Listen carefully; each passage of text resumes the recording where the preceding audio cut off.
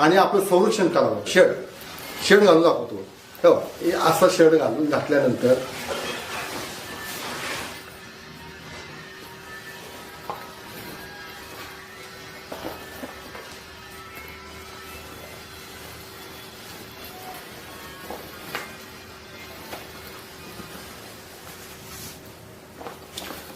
इथं मी मानेला लागू नये म्हणून जाड पुठ्ठा पण टाकलेला आहे. त्या पुठ्ठ्यामुळे तुमच्या मानेला इजा होणार नाही. आणि हा असं शर्ट असेल त्याची अशी हा डोक्यावर येईल असा. आणि इथं नाडी आहे, ही नाडी आहे. हा नाडी असे लावलं, ही नाडी आपण लावू शकतो. आणि ही नाडी लावल्यानंतर ही बटणं आपण अशी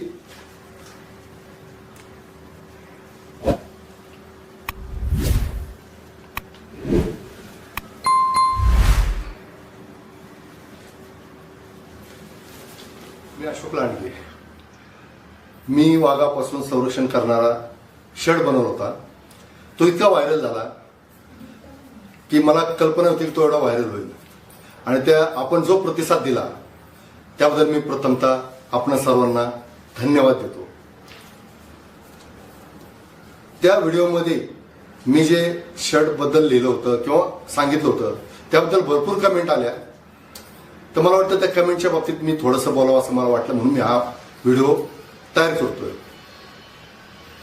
काही लोकांनी असं त्यात सांगितलं की हे खेळ टोचले तर या खेळांचा मार लागला किंवा हातापायांना.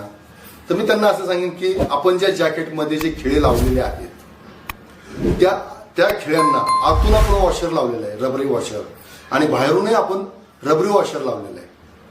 त्याच्यामुळे तो खिळा इतका फिट बसतो आणि आतमध्ये तो खिळा टोचणार नाही आपल्याला. त्याच्या आतून अस्तर लावलं, त्याच्या आतून एक आणखी अस्तर लावलं तो थोडा आपल्याला म्हणजे हे होईल, त्रास होईल, पण जखम होणार नाही किंवा तो खिळा टोचणार नाही. आणि त्याच्यामुळं मला वाटतं की काही अडचण येणार नाही. आणि दुसरी गोष्ट, काही लोकांनी अशा कमेंट्स केल्या होत्या की पायाला चावला तर किंवा असं चावला तर.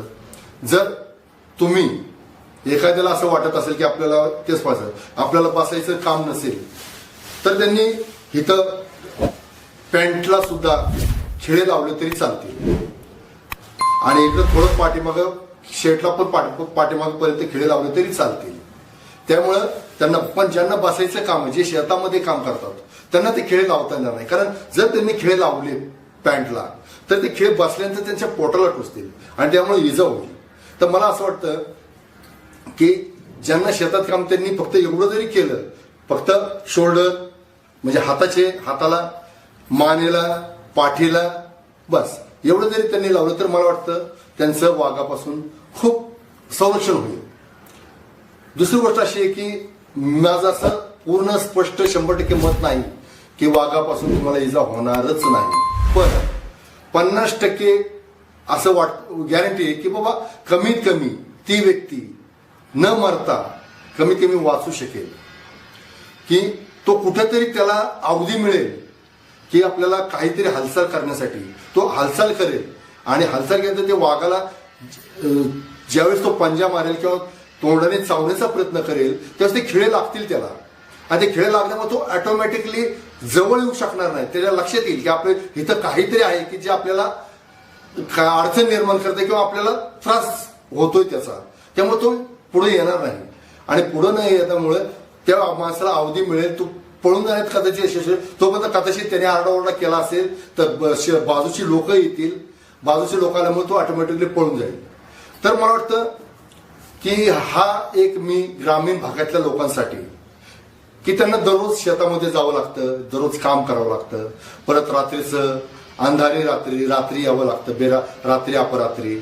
तर त्या लोकांसाठी बाईकवरून जाताना जर दोघांनी तो शर्ट घातला तर मला वाटतं खूप. आणि जर तुम्हाला जर बसायची काम नसेल, तुम्हाला खुर्चीवर बसायचं, तर तुम्ही ते पॅन्टला लावू शकता, पॅन्टला पण खिळे ते लावू शकता, काही प्रॉब्लेम नाही. त्यामुळे ते तुम्हाला ते धरणार नाही. किंवा बूट असेल तर बुटाला पण तुम्ही खिळे लावू शकता. आपल्याला तर मोठ्या साईजचा बूट घेऊन त्याला जर तुम्ही खिळे लावले तर आतमध्ये मोजे वगैरे वापरून तुम्ही तो करू शकता. म्हणजे असं काय नाही की बाबा ते यालाच लागेल.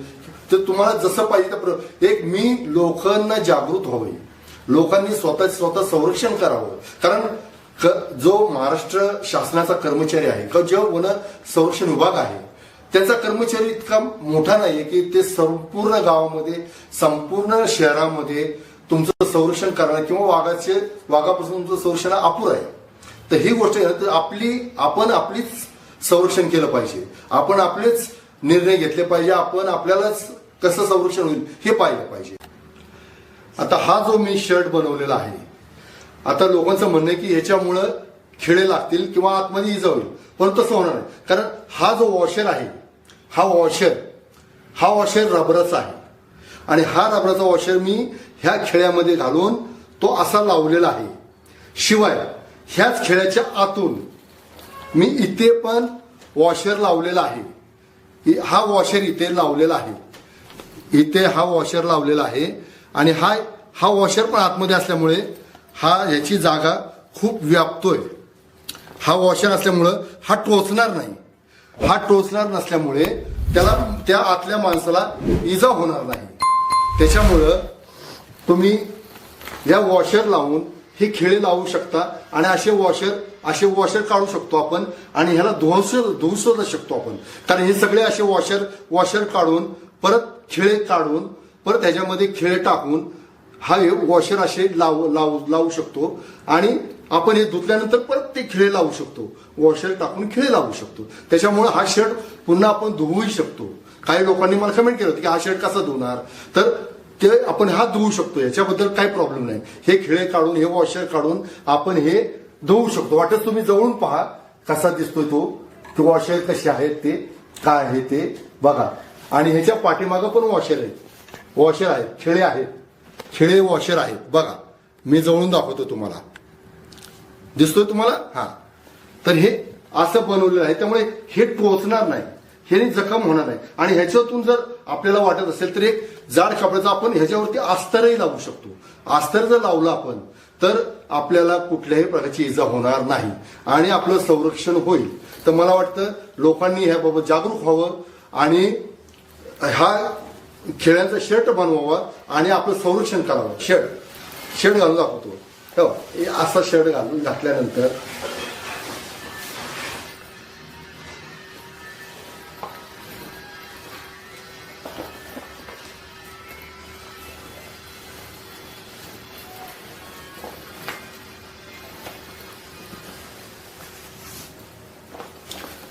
इथं मी मानेला लागू नये म्हणून जाड पुठ्ठा पण टाकलेला आहे. त्या पुठ्ठ्यामुळे तुमच्या मानेला इजा होणार नाही. आणि हा असं शर्ट असेल त्याची अशी हा डोक्यावर येईल असा आणि इथं नाडी आहे, ही नाडी आहे. हा नाडी असे लावलं, ही नाडी आपण लावू शकतो आणि ही नाडी लावल्यानंतर ही बटणं आपण अशी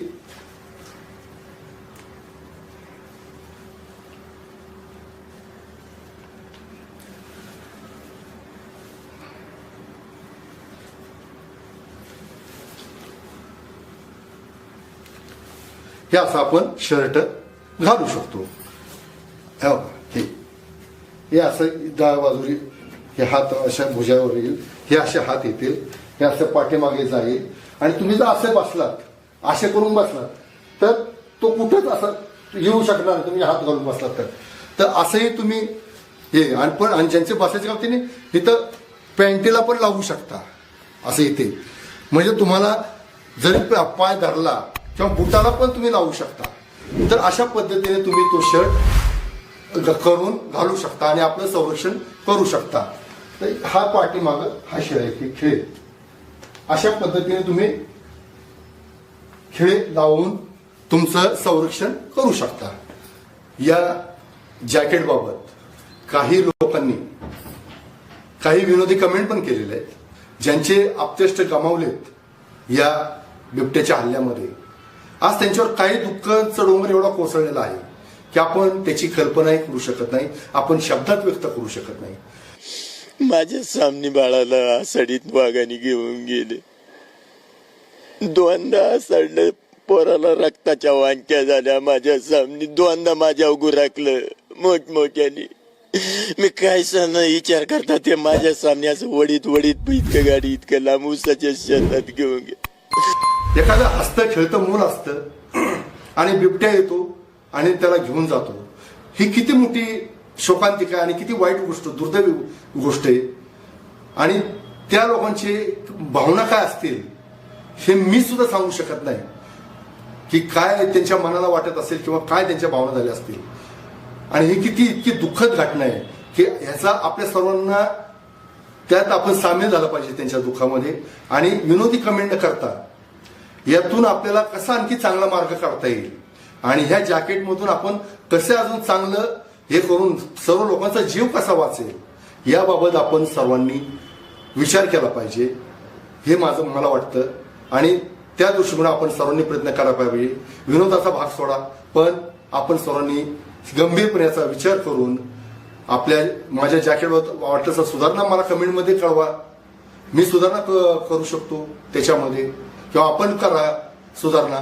पण आपल्या इथला प्रत्येक नागरिक, महिला, तरुण वर्ग यातून वाचला पाहिजे ही आपली भावना असली पाहिजे आपल्या सर्वांची. हा शर्ट फक्त ग्रामीण भागातीलच नाही परंतु शहरी भागात ज्या ठिकाणी बिबट्याचा वावर आहे सध्या त्या लोकांनी सुद्धा घालण्याची आवश्यकता आहे. आणि विशेषतः ग्रामीण भागातल्या लोकांनी तर खूपच त्याचा वापर केला पाहिजे की जेणेकरून त्यांचं तिथं म्हणजे हे होणार नाही, त्रास होणार म्हणजे मरण येणार नाही, त्यांना जखमी होणार नाही आणि बिबट्यालाही काही इजा होणार नाही, तोही त्याचं निघून जाईल आणि आपलाही जीव वाचेल असं मला वाटतं. याबाबत मीडियाने मला फार मोलाची साथ दिली. त्यांनी माझा व्हिडिओ फार मोठ्या प्रमाणात व्हायरल केला आणि त्यामुळे जास्तीत जास्त लोकांपर्यंत तो व्हिडिओ पोहोचण्याचं काम झालं. त्याबद्दल मी मीडियाचे फार आभार मानतो आणि धन्यवाद देतो. बिबट्याच्या हल्ल्यापासून सर्वांचं संरक्षण करूया एवढंच मी बोलतो. जय हिंद, जय महाराष्ट्र.